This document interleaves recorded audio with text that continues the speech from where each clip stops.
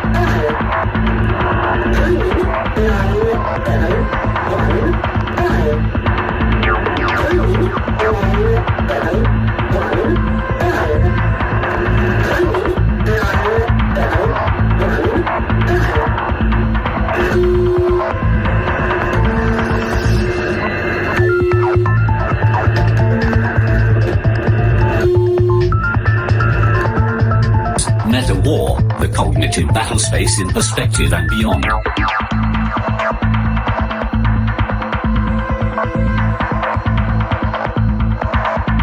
There are no civilians in a war. Only soldiers, casualties, and prisoners. Which one are you? What is meta-war? Need war is the war beyond the perceived war, which is the source of all wars. It is beyond the threshold of human perception, temporal observation, and measurements. It is the war that is common to all because it is being fought for all and over all and using all to fight one another in the perceivable realm of shared common temporal experience globally. It is an ancient war. One which has never ceased since its inception. It is the source of all other conflicts and wars. In short, it is the war of wars in a historical ecosystem of exosystems deployed to dominate all spheres of human experience and relations. Every culture has embedded within it throughout all of history stories attempting to understand, explain and reveal what they could discern from it as shadows cast on every generation of people, tribes, tongues and nations to have ever been born and die under it as domination of Earth.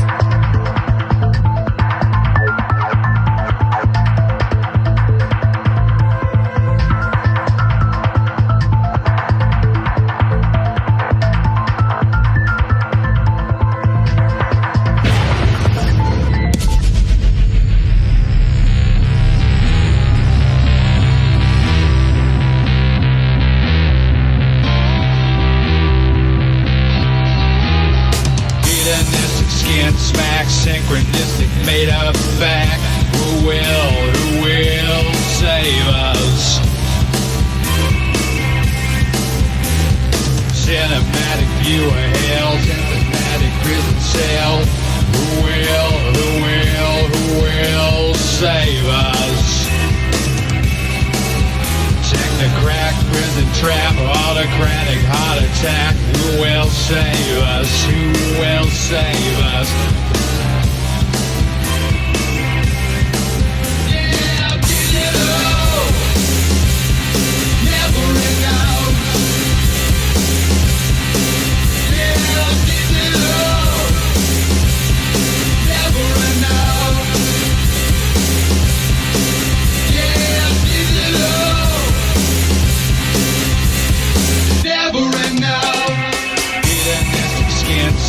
Synchronistic made up fact. Who will save us? Cinematic view of hell, symptomatic prison cell. Who will save us? Technocrat, prison trap, autocratic heart attack. Who will save us? Who will save us?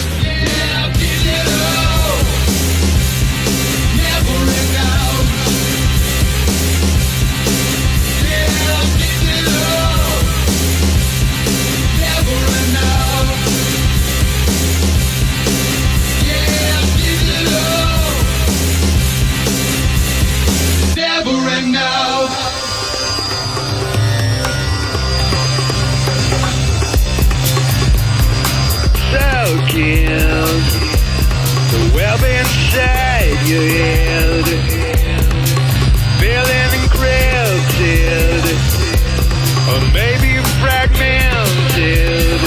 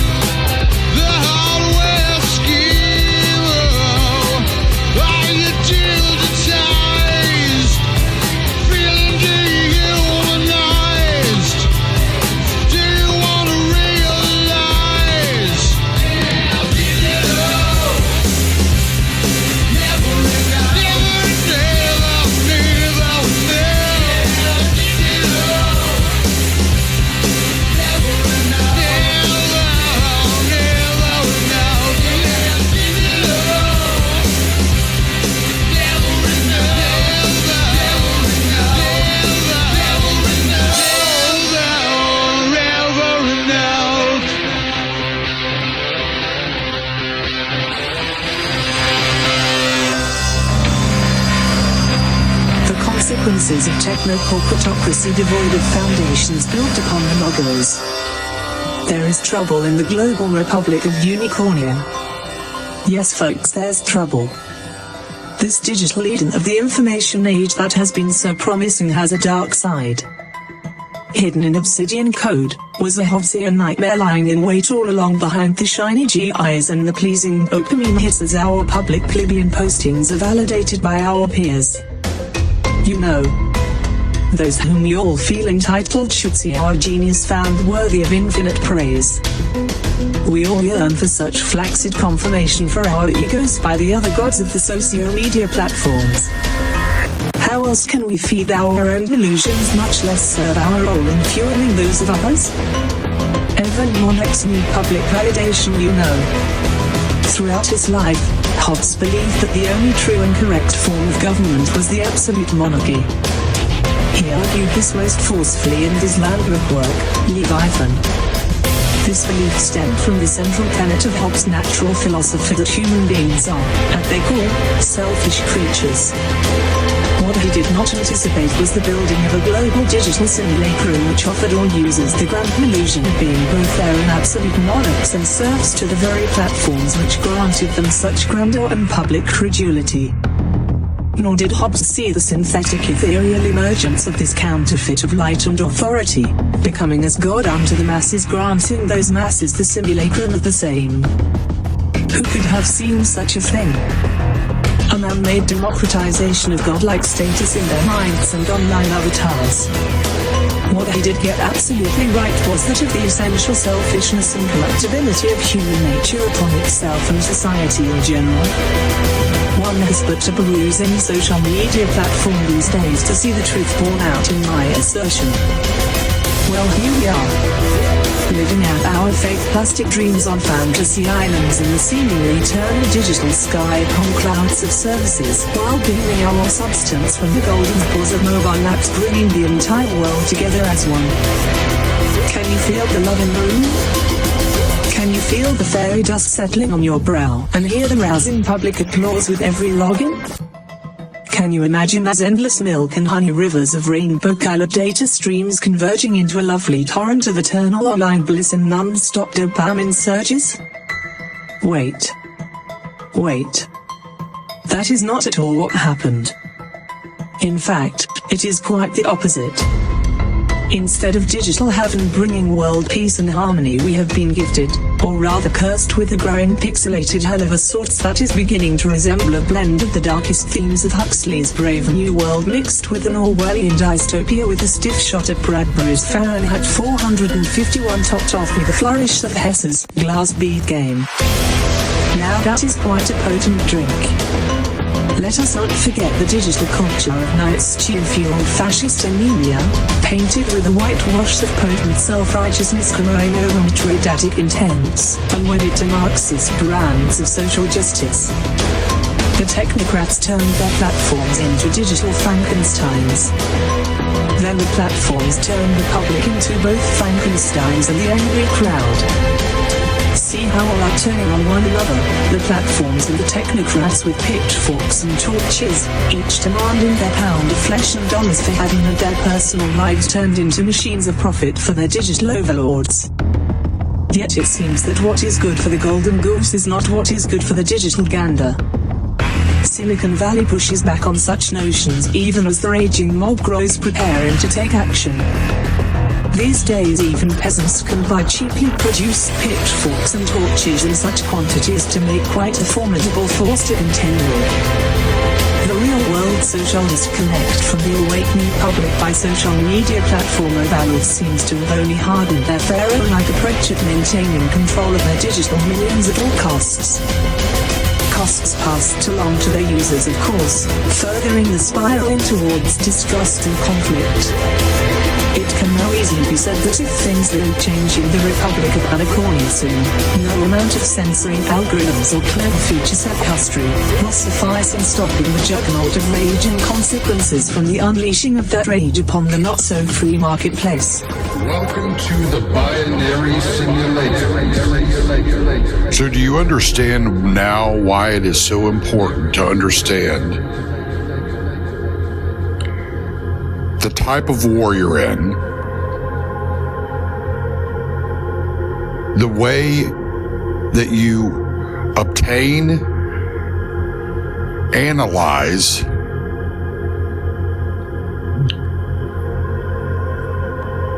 implement decisions based upon your intelligence.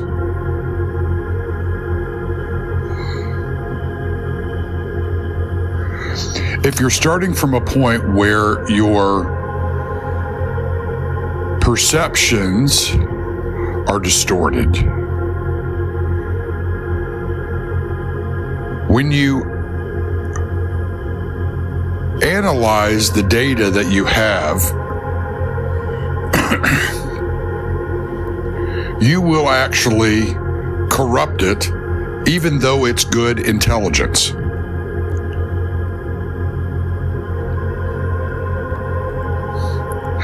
If you have no discernment, and your ability to analyze it from that perspective is also corrupting, because you can mislead yourself due to confirmation biases, just being ignorant of things, and building your assumptions on that data set on a false premise,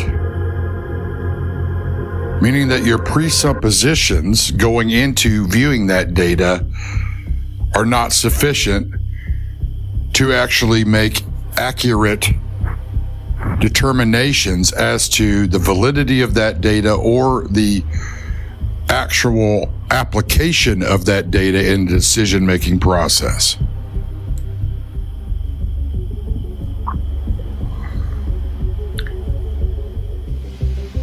That's why information is so important in warfare,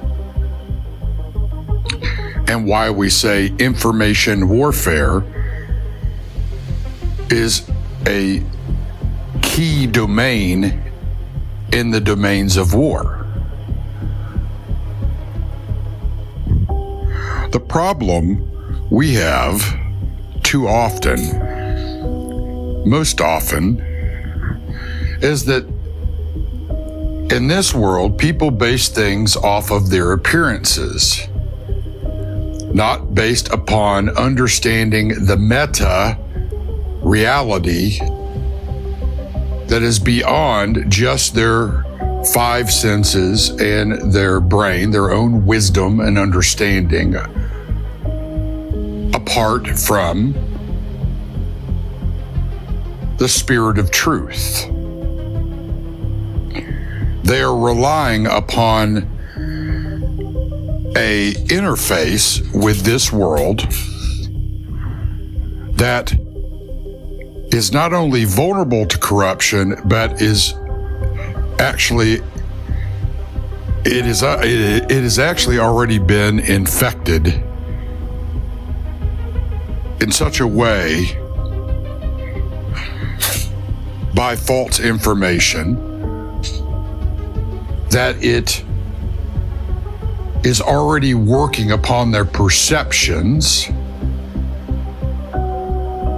So not only are they making false assumptions based upon the appearances of things, they are making they're using corrupted perceptions even on that. So you have layers upon layers of corrupted data and corrupted perceptions, with decisions being made on top of it.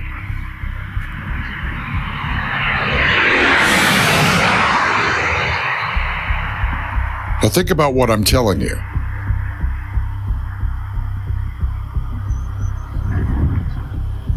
Now, if you're gathering your intelligence, your data sets on which you want to determine what's going on around you, your situational awareness at the micros and the macros, the tactical and the strategic,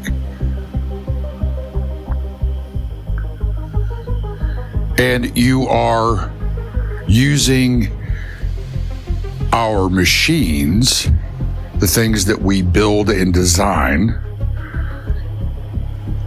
and things like artificial intelligence and algorithms that parse out certain data sets by finding patterns. Add that to the mix of the problem that you have.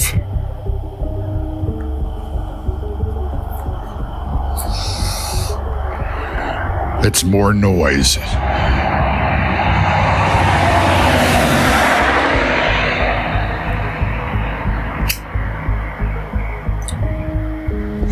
And where does that noise come from? Well, your machines generate more noise in the signals. Just like what's happening right here, right now, in the middle of the night with the traffic.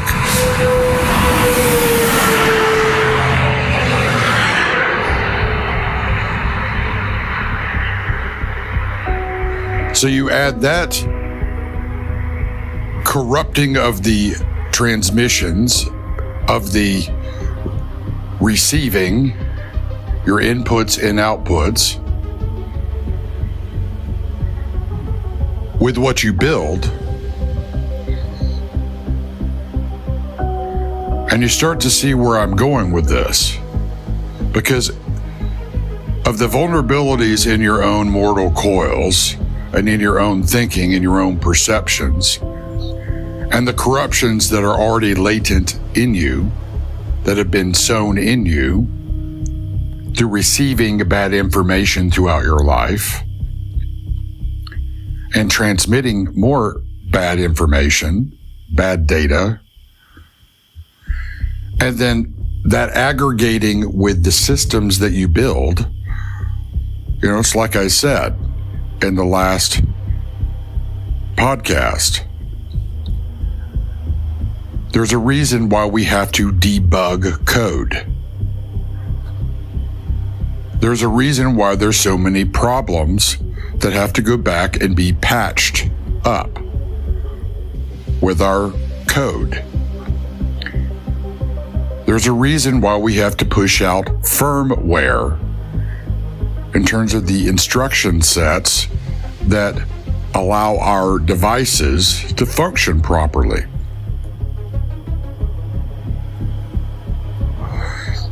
And there are increasing vulnerabilities as you increase complexity in your systems. Not just the systems that you build and that you operate, but also in the systems in terms of like our machines of bureaucracy, our processes, our procedures, how we do things, and also within ourselves. The tendency is towards greater complexity. And greater complexity also leads to greater fragility. And greater fragility and complexity leads to more opportunity for more noise, more confusion, more corruption of the data sets, more corruption of the perception of them, and more corruption of the application of them. That's why we use terms like,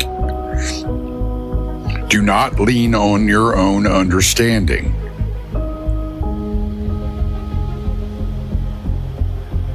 Now, that does not mean lean on the machine's understanding in something like AI.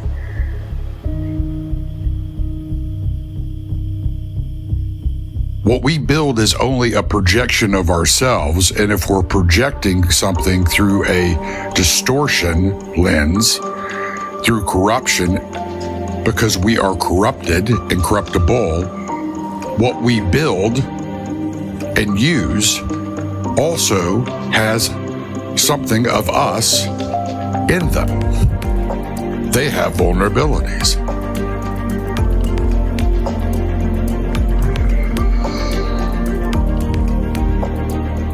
It is why we say that the wisdom of man and works of the flesh are insufficient.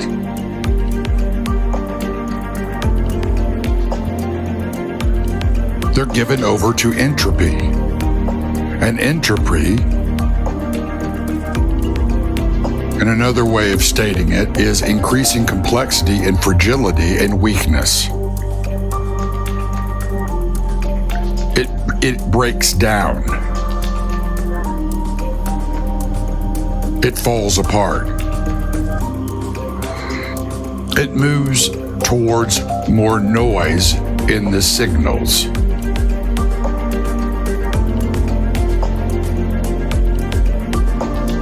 That's what the temporal reality does.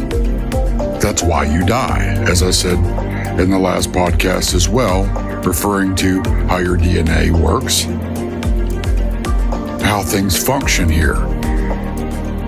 They have a limited life. Everything here has a limited lifespan. It's temporal for a reason. Now, if you are basing your decision making solely upon that, in an operational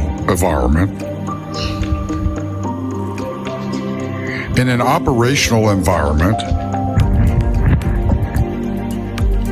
that is increasingly complex, that is increasingly vulnerable and increasingly fragile,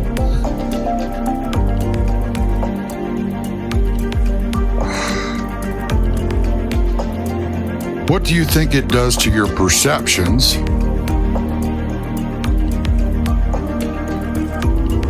Your ability to apprehend the data, properly discern the data, analyze the data, and apply the data in proper decision making. Because nothing happens in a vacuum. There's always noise.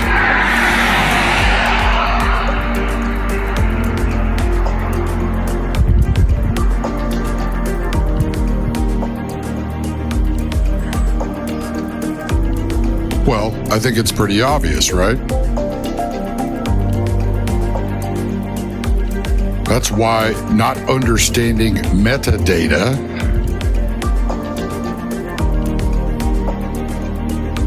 in terms of the metasphere and having metavision, vision that goes beyond just your physical senses and your own wisdom and works of your flesh, is so important when you're in the kind of war that you're actually in.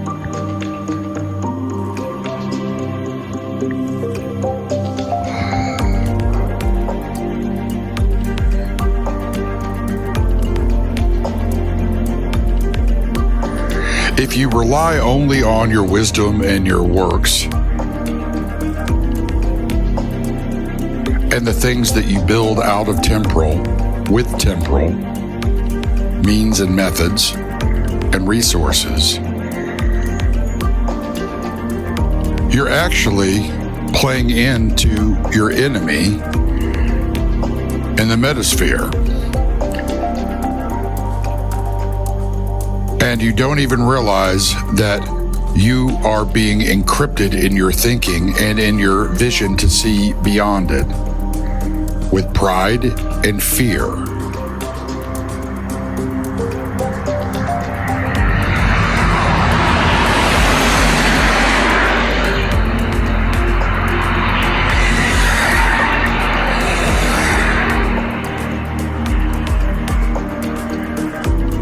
And both of those increase and amplify all the problems that I have already laid out, preceding me bringing up right now what I'm saying.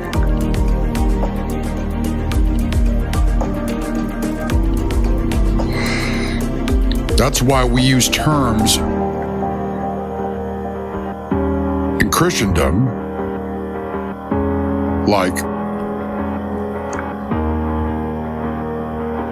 the wisdom of God and saving knowledge versus the wisdom of man and the works of the flesh.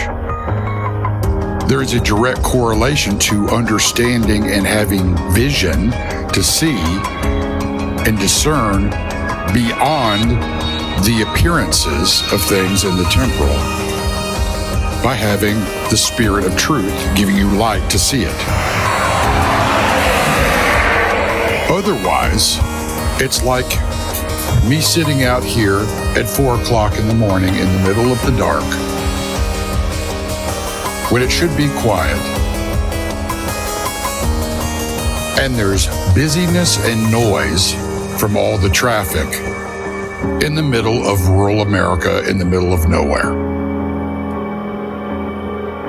Oh, how we love our machines, though, don't we? We love our noise. We love to be busy, and we don't realize that our busyness is actually a diversion.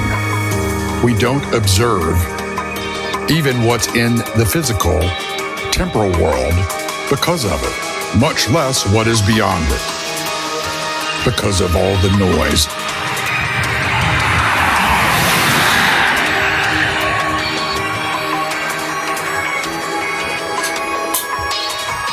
Let me tell you what I've observed doing these talks out here at the farm. As things reach a critical mass in our country, as a convergence of events and threats and fear and pride converge to create a storm, a whirlwind, if you will. Now, let me give you a quick sidebar. When you have a solar storm, you have communication issues, GPS issues, issues that go all the way down to your own physical bodies and how you perceive, how you react, how you feel. It affects everything.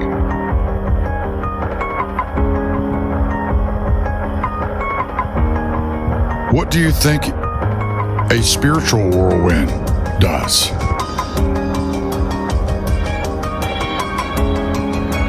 Because if you sow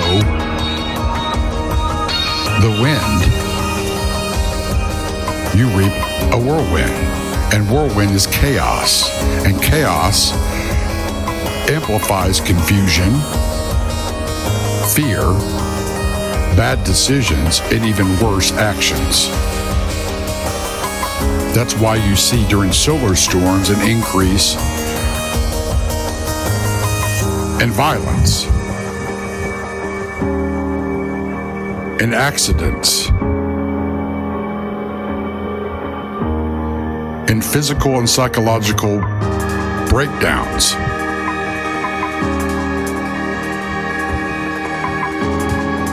There's an impact. There's more noise injected into all of the biosphere, and the human experience, and it affects all that we build and use to communicate, as well as our hardware, our physical bodies, and our software to be able to function properly. If all we're relying upon is just our temporal interface, our 5 senses, and our own wisdom and our own works, born of, made of, and limited to the temporal.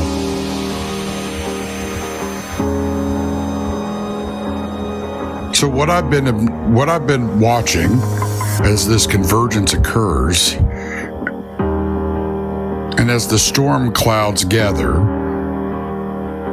across all domains of human experience,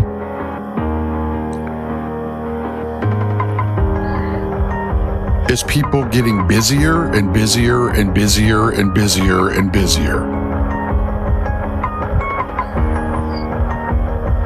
Some of it because the system itself is doing it and creating conditions to make things more complicated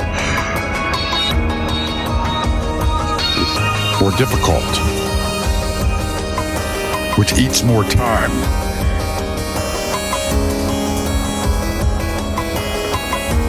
That complication also speeds up things. And then you have our own love of diversion and noise that we use,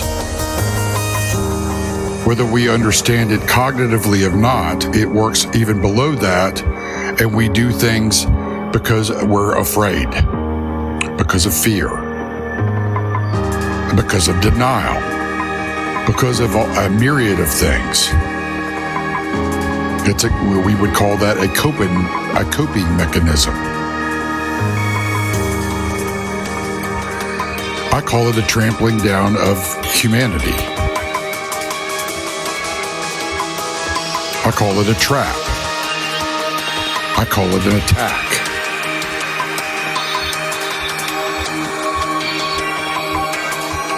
So, in cyber security parlance, one of the ways that we protect data, unwanted data from coming in, probing attacks, malicious code injected into our networks, right, is we use firewalls. We have rules, laws, in our societies, right? It's kind of a similar thing. We have checks and balances, right? We have authentication and verification processes and means and methods. A firewall is interesting. Fire purifies. It burns up what shouldn't be getting through, right?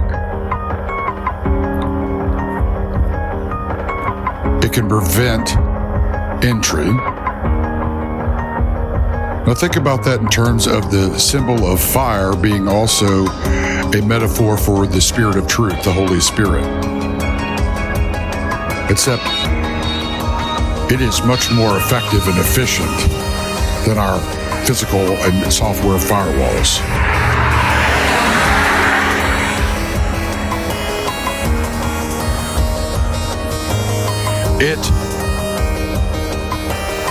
The Holy Spirit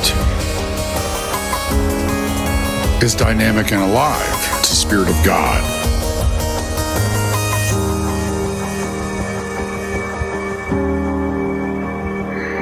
And being the light, it gives you discernment to see what was previously hidden from you, giving you a clear signal to be able to determine and make decisions and thereby act accordingly on that good data. And it also gives you vision to see beyond just the observable and understand what it is that you're dealing with situationally, from the micros to the macros, from the present forward-facing into what is to come in the linear temporal timeline.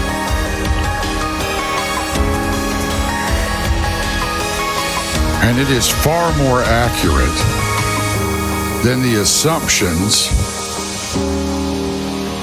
that are so vulnerable to our corruption in the flesh, in the temporal, and far more supremely adapted to fighting a war that we all are in, and that is being fought across all domains of human experience, including all levels of perceivable and non-perceivable with the temporal finite means and methods.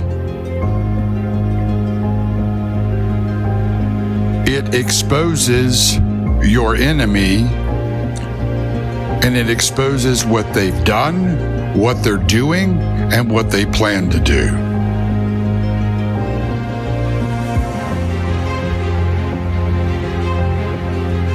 Now, if you're in a war and you want data, isn't that exactly the kind of data you would want in a war, particularly in a battle that was upcoming? Knowing what your enemy has done, what they're presently doing, and what they plan to do. That gives you quite the advantage, wouldn't you say? Isn't that the very reason why it is that we want signals intelligence? Why we want intelligence at all? Whether it's human, OSINT, Sigint, all the rest of them. Why do you think that we do that? Well, you guys do that. We do that, right?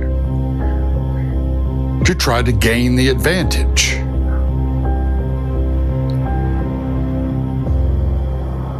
And then, of course, you have counterintelligence. And both our own side and our enemies are engaged in counter intelligence operations. We do counterinsurgency operations, right?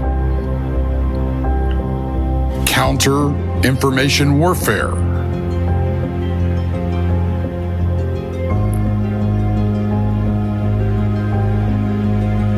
So when I warn you about not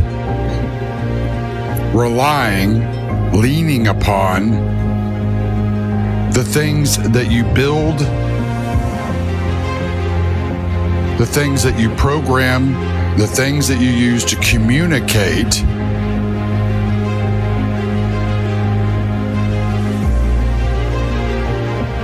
it doesn't mean that I'm telling you not to use communication devices.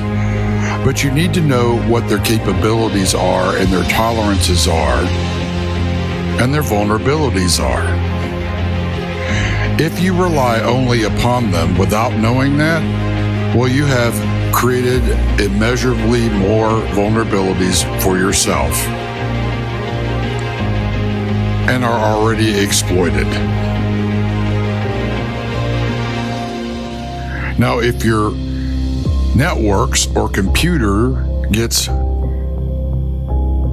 compromised,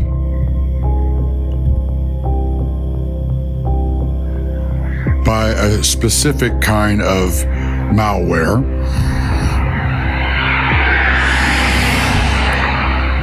or any of your other hardware gets compromised by this kind of malware, malicious code, called ransomware, what does it do? It holds your system, your hardware, your network or networks, your data, your access hostage. You lose use of them. You cannot access them. You cannot use what the systems that those systems control. If you lose control of them through an attack, oftentimes, sometimes it's being done through a Trojan horse. Sometimes it's being done through other means. The payloads are being delivered through botnets that have compromised other, now get this, networks and hardware. There's a lot of different ways to deliver payloads that are malicious in intent. But once you've lost your systems to ransomware, think about this. In a sense, it takes it away from you, and in advanced forms of it, encrypts everything to the point where there's no way to really get through it without knowing people that have the skill sets to help you break that encryption and break the hold that that malware has on your systems. Advanced ransomware also can deploy sentries, if you will, bots that basically create a destruction of all your data if you try to tamper with the code that is the ransomware.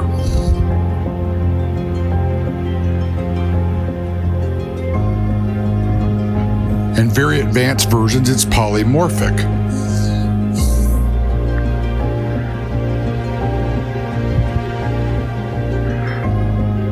So, put that in perspective of what happens when you are compromised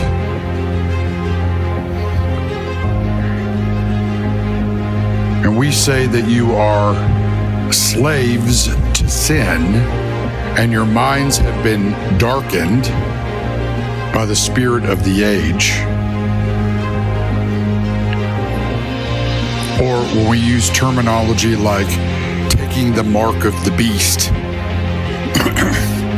Right, you've heard that?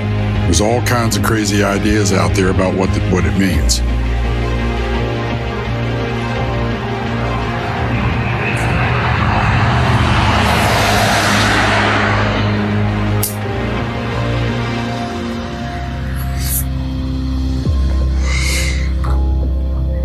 What happens in that scenario and all those kinds of examples is that you are actually tricked into being ransomed. You're, in a sense, held hostage by your temporality, by your thinking, by your own hardware and your software in terms of your thinking, your psychology, and even the physical systems of your body that's run by your systems, your biochemical systems, being hacked. And you're held hostage by them.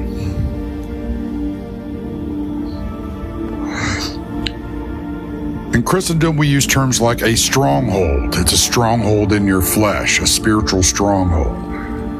But a spiritual stronghold actually has very real physical and psychological hooks. It's malware. And that malware is constantly creating more noise. Just like what's happening out here on the porch to me trying to do this conversation at 4 o'clock in the morning. And crazy amounts of noise is occurring. That's anomalous for the day and the time that it is in the location where I'm at.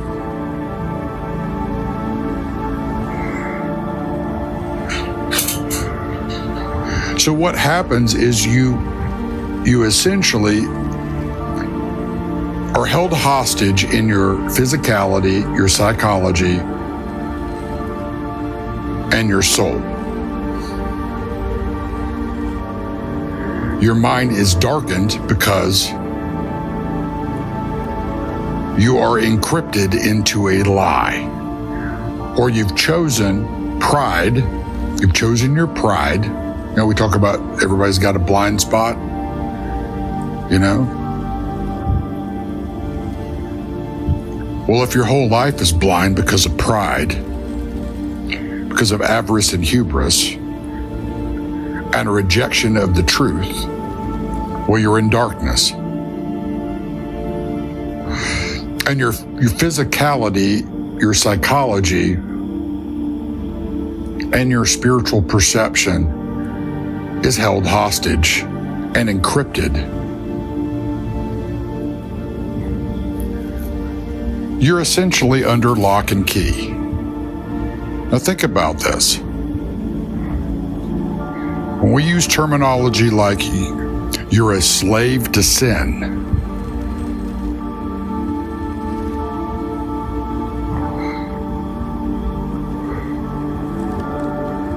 a slave, even in technology terms, you have devices, hardware that's slaved, right? They're slaves to the master. We even have the terminology in how we build our hardware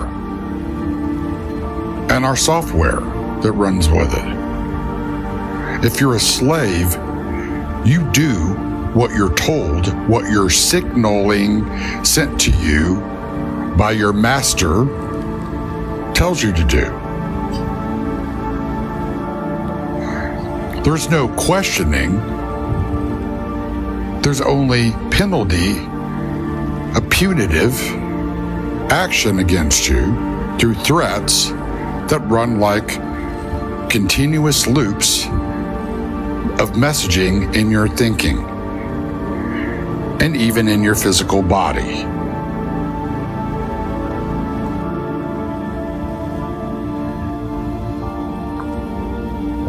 There is no free will. You're under domination. But you have believed a lie, and the lie tells you that you're free, but you're not free. You're a slave.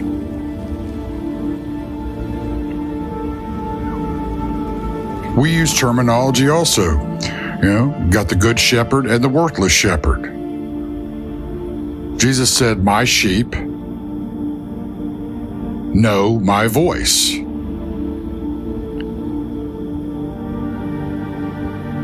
How do you know what signals are from what if you have no discernment and are in darkness?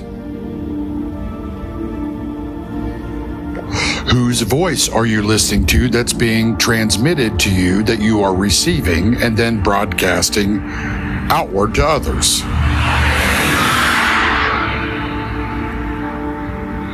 If you are in the flesh and in darkness, you don't know. You can't see it, you're blind to it. You're a slave. A slave is not privy to what the master is doing and wants to do.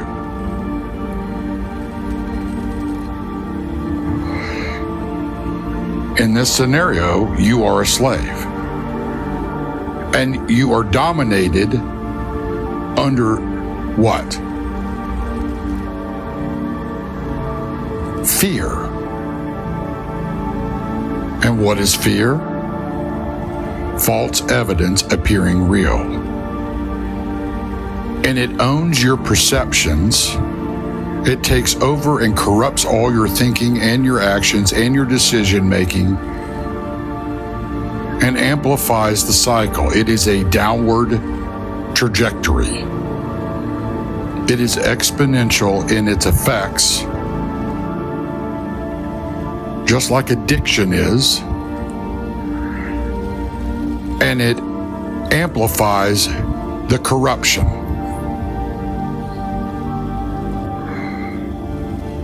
Now let's switch over to the agricultural side of things in this. So when sin is fully grown, when it has matured, it's ready for harvest. Well, what's harvested? Destruction. That's why we say there's a way which seems right unto man, but in its end, it is the broad path that leads to destruction. That is what basing your life in the temporal, in your five senses, your wisdom and your works, your righteousness apart from God, gets you. More noise.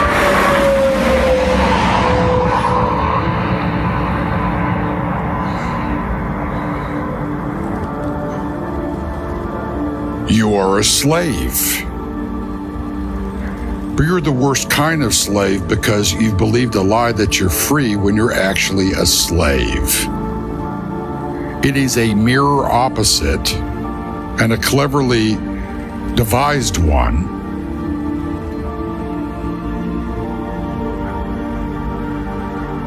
Which heaps guilt, shame, fear. It is the nature of the beast, so to speak.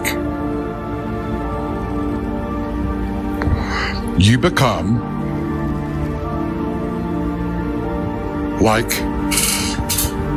the father of lies. That is your old nature's propensity. It is too weak. It is already the domain of the father of lies. That's why your wisdom and your works is insufficient. If you live your whole life in that, and you deny anything that offers a gift, the gift of freedom, and you deny the truth, even at your last breath, you become one with your shadow on the ground. That's why I always bring up, you're in the valley of the shadow of death, and the wages of sin in the end is death. That's what it costs.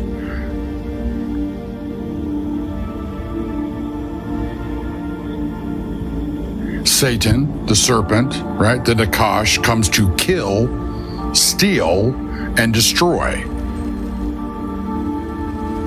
And the irony is that you actually, in the truth, in the light of the truth, the gift that God wants to give you in salvation, you actually have authority over that serpent. But you have to know who you are. And not knowing who you are because you've been blinded,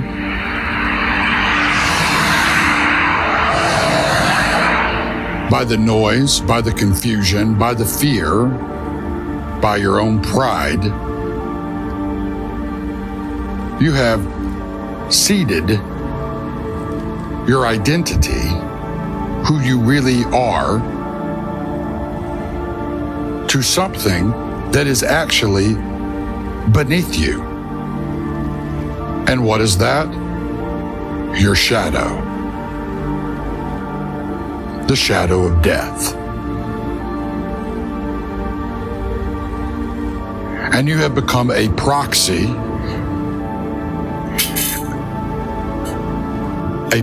soldier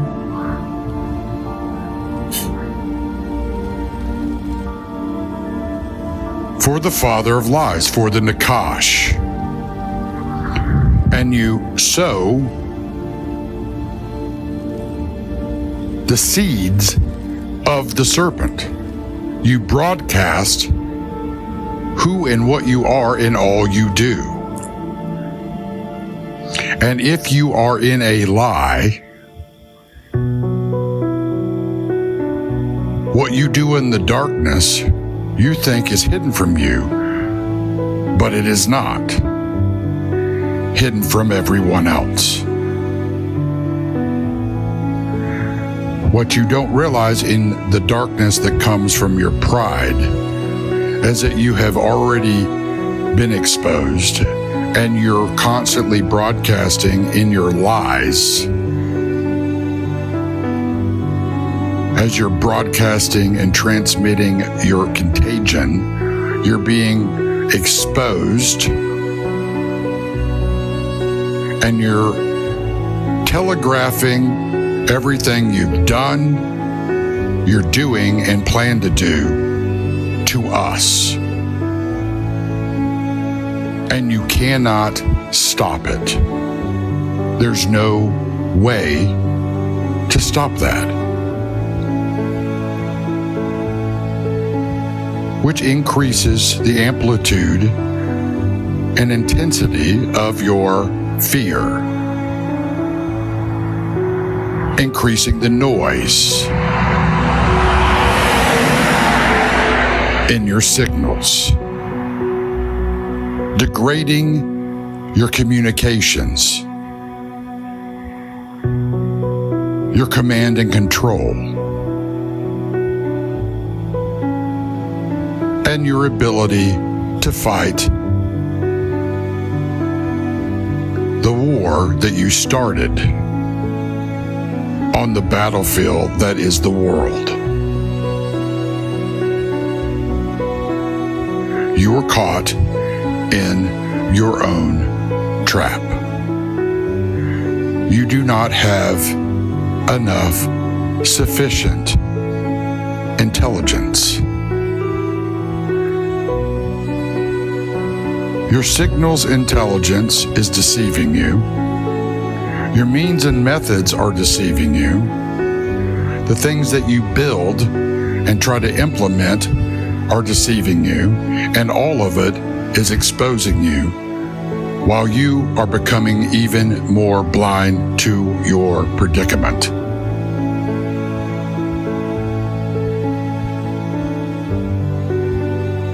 That's why I use the term futility.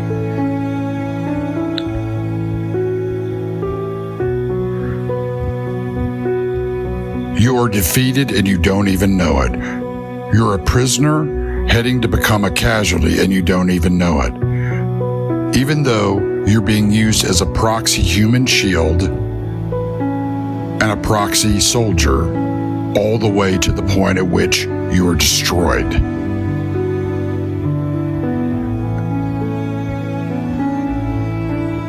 And all that you have done when you are is serve the father of lies and kept its reign going a little bit longer while paying an eternal price. Yet you were devoured by the very thing you served, which is your slave master, sin.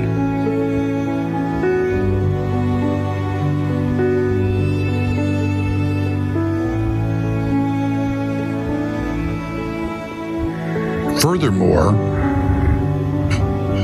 you were used as a proxy to broadcast the propaganda of that kingdom, the kingdoms of this world, the kingdoms of the beast.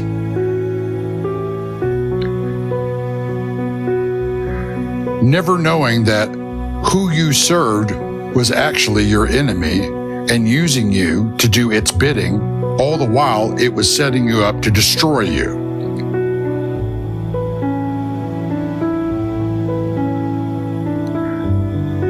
That's why we say that those who are wise in their own eyes are fools. Those are the ones that rely on their own wisdom and works apart from the light of God, the Spirit of truth. They are slaves to a lie.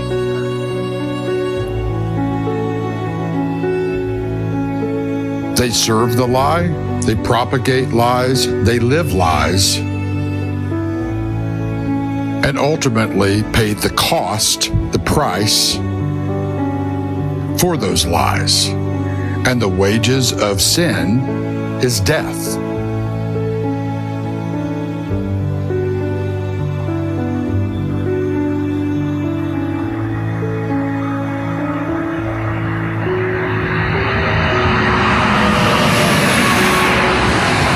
Oh, but you love your machines, your noise, your pride, your lies, your flesh, your temporality.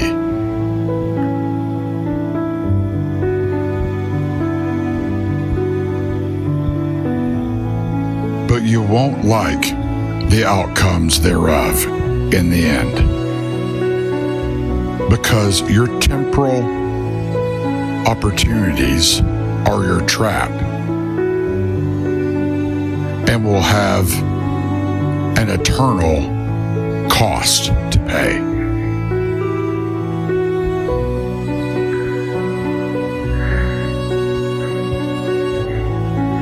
You see, you expose everything you do, have done, and plan to do. And now, not only as it is in heaven, on earth, you're going to pay the consequences.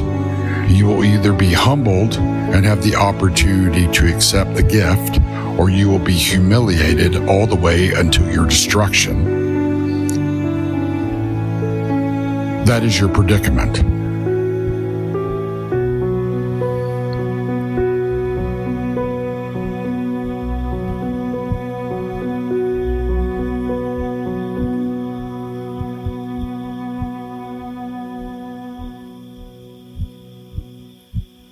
God is just.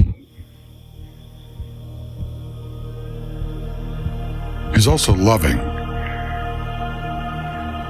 He loved you enough to give you choice, free will.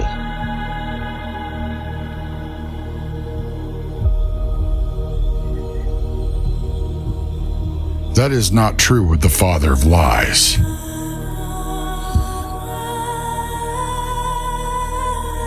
That's why the father of lies has to put everybody in chains and make slaves of them and use them and keep them under control, controlled, and use them to control other things.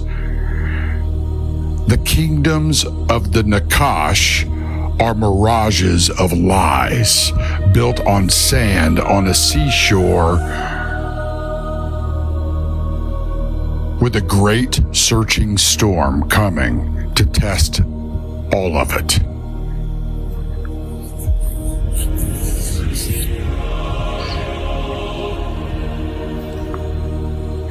It is a fool's errand to think that you're going to win a battle against what you cannot see, cannot comprehend, in many cases are in denial of,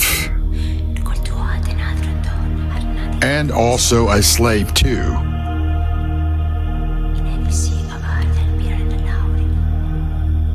And think that you're going to have good outcomes. All of your systems are corrupted. All of your means and methods to fight that fight are compromised.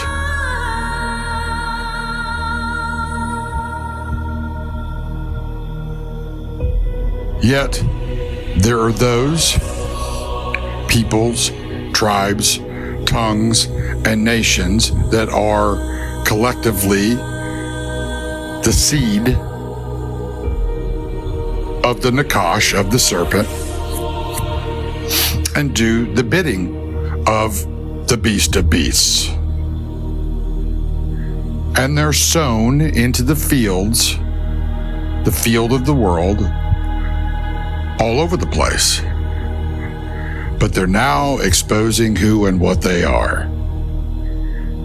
And that means they're all at their crossroads, just like everybody else. And it also means it's harvest time. It's harvest time in the valley of the shadow of death, the valley of decision.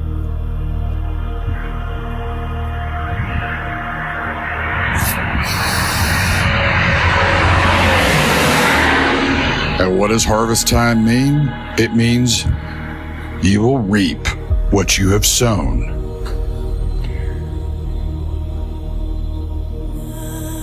And the only way that could be mitigated is to let go of your pride, humble yourselves, and acknowledge what you've done, taking responsibility, and turn from your way.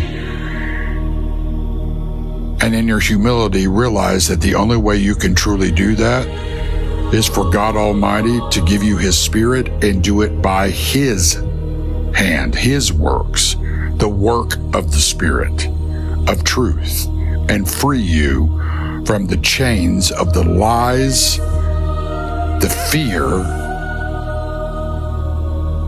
the sin that made you a slave and a proxy in the first place.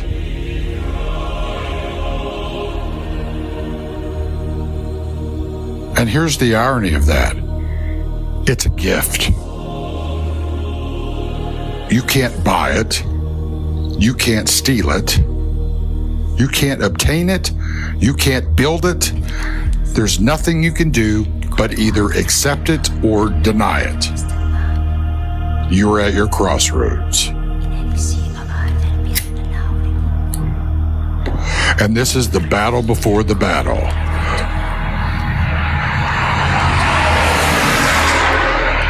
In the great war of the Shadowlands. You need to choose. Choose this day who and what you will serve.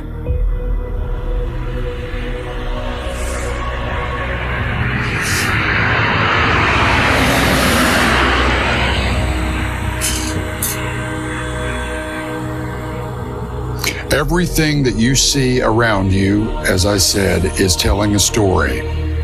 It's communicating with you. You're in a pandemic. A pandemic is called a pandemic because it spreads around the world. It is a contagion, a virus that is spread around the world. That virus, the coronavirus, what you see happening, is a pointer to you to what has happened already in the spiritual. It is transmitting a deeper message than just illness to you.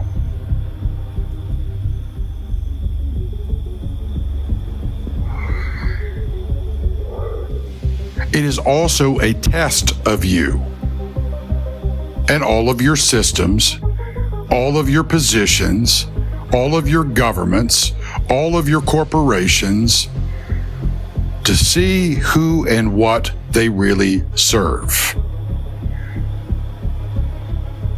To test those that are in the world to see if they are of the world system that is corrupt and at war against He who created all things and His people.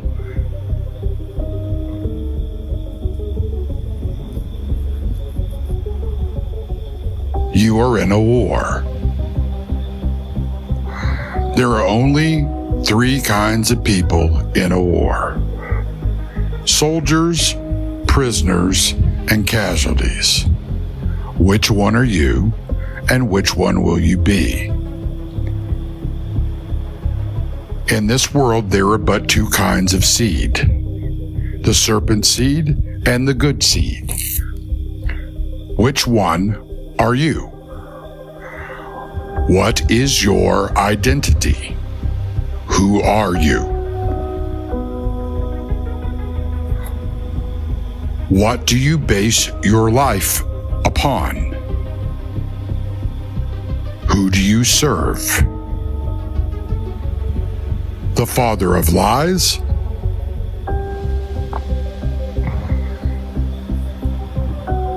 Or the father of lights, the truth? He who offers to you freedom and life and liberty from the inside out, and vision to see what it was that you were living in and that you are in a war against, because it is at war against you, whether anyone wants to accept that fact or not.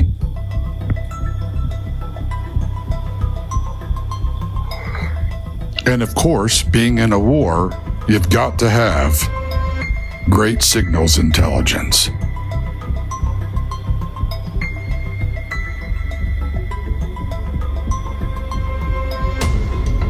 great communication networks, hardened communication networks even, and great command and control in place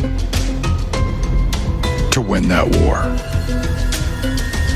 I'm looking for soldiers. I'm not here to lose war. I'm here to win this one.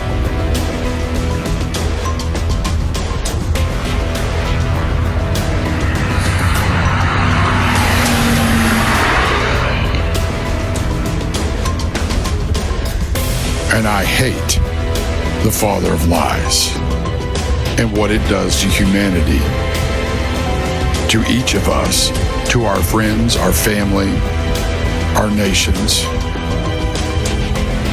And I will not lose, because I don't come in my own name. I come in the name of the Lord God Almighty, who is my strength, who is my fortress, who is my shield, and who is my victory, and will give us the victory over the beast of beasts and all those in league with it. So consider what I'm saying to you. This is your call up, your mobilization.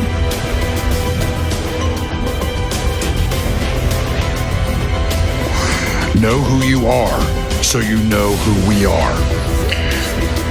Know who you are and ask God to get you where you need to be, and trust Him to get you there, so that you are in your position in the ranks of this army.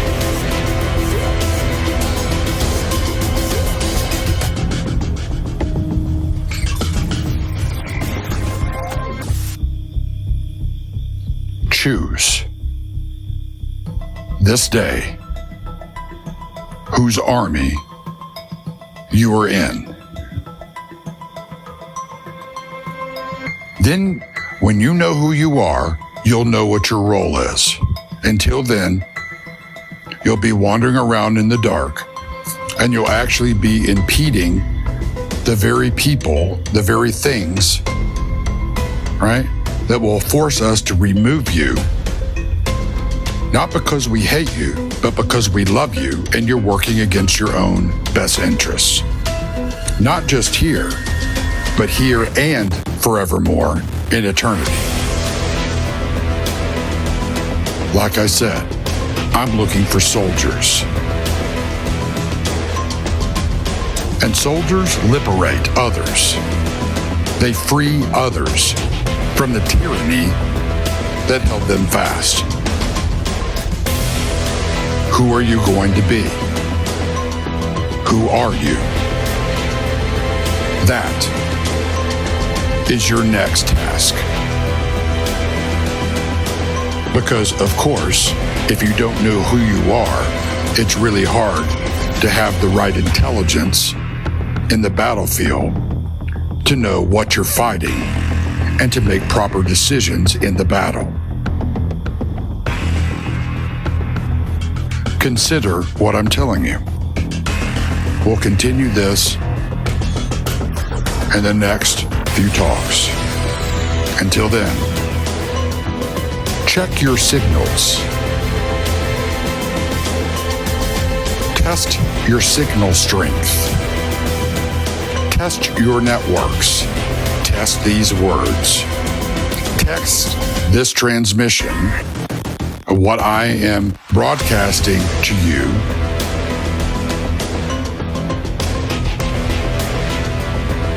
and see if it's valid.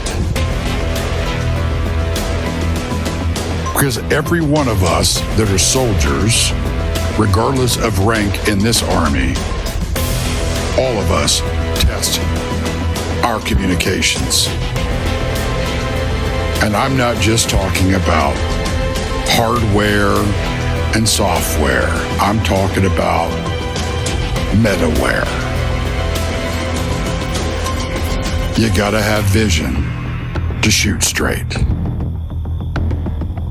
And that means that there are probably things you have to get cleaned out of your life so you have the vision to actually be on target. Good night. That loves to banter about the need for truth and filled with so many people claiming truth, yet when it's clearly laid out I see just how few people actually want to really hear it. If you want political correctness, please exit to the left. If you want religious moralizing, please step to the right. If you want relativism, read a book on Einstein, or moral rigidity, a puritanic code. But if you want some concrete answers to troubling questions about the world we live in and why it's the way it is, then I will not shy away from earnest conversation about it.